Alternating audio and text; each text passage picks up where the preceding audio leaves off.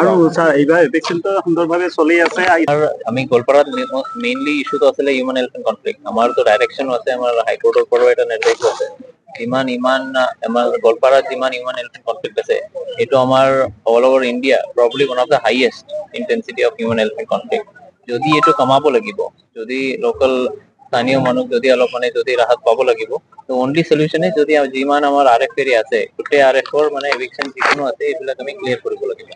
আমাৰ target last 2 year পৰা এইটো এৰিয়া পইকান এৰিয়াও লৈ মোটামুটি আমাৰ 790 to 800 হেক্টৰ এতিয়ালৈকে ক্লিয়াৰ হৈছে। তো আৰু আমাৰ মোটামুটি around 2000 হেক্টৰ আৰু এনক্ৰোচমেন্ট আছে। তো এইটো আমি লাহে লাহেকে এইটো এটা কৰি এইটো ক্লিয়াৰ হ'ব। আমাৰ অকল ক্লিয়াৰ কৰা নাই, যিকোনো এনক্ৰোচমেন্ট আমি ক্লিয়াৰ কৰি আছো। এই গোটেই এৰিয়াটো আমি ফৰেষ্ট ৰিভাইভ কৰিব চেষ্টা কৰি আছো। স্পেশালি ये इलाका तो আমাৰ elephant habitat elephant landscape. Elephant ল্যান্ডস্কেপৰ কাৰণে bamboo forest is one of the very good forest. তো হাতীৰ কাৰণেও খাদ্য পায় আৰু it will be and it's a very good forest regeneration হ'ব। এইটো কাৰণে আমি ইমিডিয়েটলি এইটো ৰিভাইভ কৰিবৰ কাৰণে অলৰেডি প্ল্যানিং হৈছে। এইটো প্লান্টেশনো টেক আপ কৰা হ'ব। Thank you. এইখন পাইকান ৰিজাৰ্ভ ফৰেষ্ট সংৰক্ষিত বনাঞ্চল। আপোনালোকে গম পায় যে 2022 চনত মহামান্য গুৱাহাটী উচ্চ ন্যায়ালয়ে পাব্লিক ইণ্টাৰেষ্ট লিটিগেশ্যন 01/2022 মতে এটা নিৰ্দেশ দিছিল জিলা প্ৰশাসন আৰু আমাৰ বন বিভাগক যে গোৱালপাৰা জিলাৰ যিমান সংৰক্ষিত বনাঞ্চল আছে তাৰ যিবিলাক অবৈধ দখল আছে এইটো উচ্ছেদ কৰিব লাগে।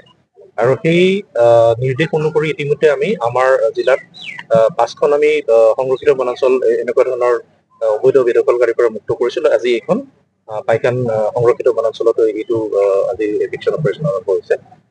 আৰু আপোনালোকে জানিবলৈ পাই ভাল হ'ব যে ইতিমধ্যে আমাৰ যিবিলাক বনাঞ্চল আমি মুকলি কৰিছো বেদখলৰ পৰা, তাত আমি বেম্বু কাল্টিভেশ্যন আৰম্ভ কৰিছো।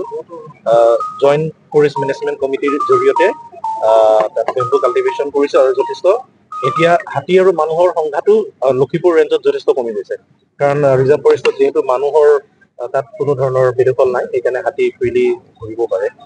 আৰু এইটো অঞ্চলতো হাতীৰ অহা যোৱা আছে।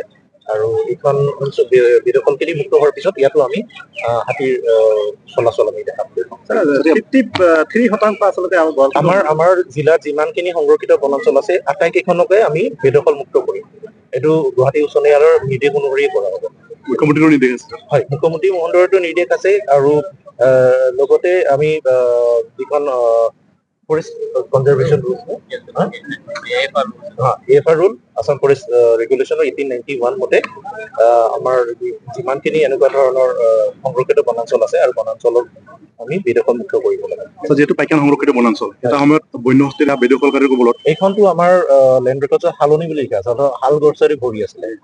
আৰু 1982ত এইখন বনাঞ্চল হিচাপে সংৰক্ষিত বনাঞ্চল হিচাপে নটিফাই কৰা হৈছিলে।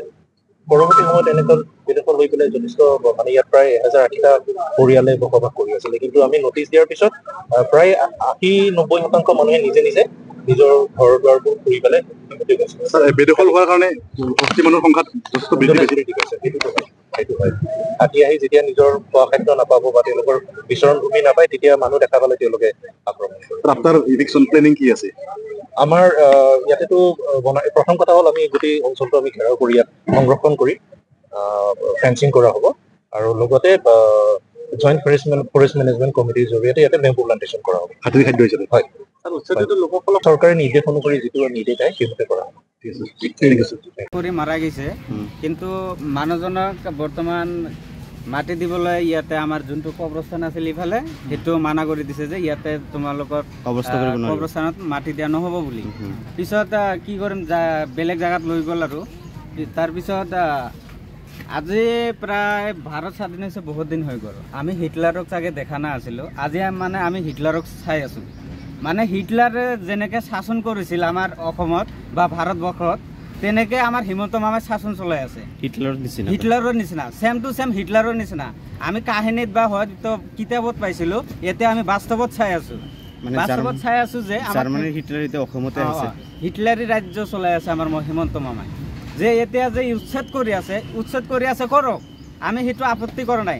আমি এটাই আপত্তি কৰিছোঁ যে ইমান গাঁৱত আমাৰ ইমান মানুহ আছিল, এই মানুহবিলাক এতিয়া যাব ক'ত? এই মানুহবিলাক নহ'লে কিবা এটা ব্যৱস্থা কৰি দিব লাগিছিল। কিন্তু আইনী হিচাপে আমি যিখিনি ব্যৱস্থা পাওঁ বা আমি আইনী হিচাপে যিখিনি পাম সেইখিনি পাব লগা আমি পোৱা নাই। তাৰ কাৰণ এইটো হ'ল আজিও প্ৰায় 10-15 মিনিটৰ আগৰ কথা। আমি ইয়াতে সোমাবলৈ আহিছোঁ, আমাক সোমাবলৈ দিয়া নাই, কৈ ডাইৰেক্ট বোলে ইয়াতে বোলে এলাও নাই বোলে।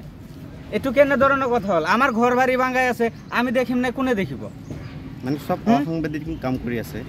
অসাংবিধানিক কাম। ইহঁতে এনেকৈ কথাও কয়, ইয়াতে মোবাইলত ভিডিঅ' কৰা নহ'ব বা এটাক যে কথা ক'বা তোমালোকে সেইটোও নহ'ব, নহ'লে আমি ক'ত যাম?